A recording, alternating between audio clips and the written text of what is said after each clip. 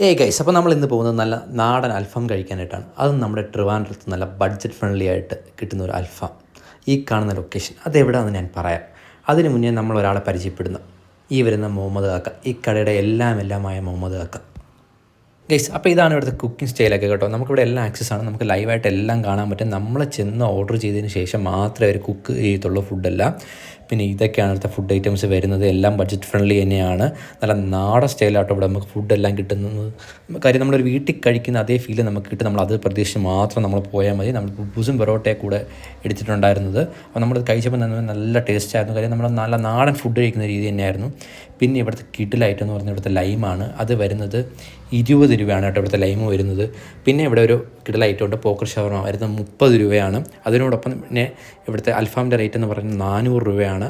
പിന്നെ സിംഗിൾ പീസായിട്ട് നമുക്ക് അവൈലബിൾ ആണ്. ലൊക്കേഷൻ വരുന്നത് തിരുവനന്തപുരം വെമ്പായം തലയിക്കുന്നിലാണ് ബിസ്മി ഹോട്ടൽ. അപ്പോൾ മറക്കരുത്.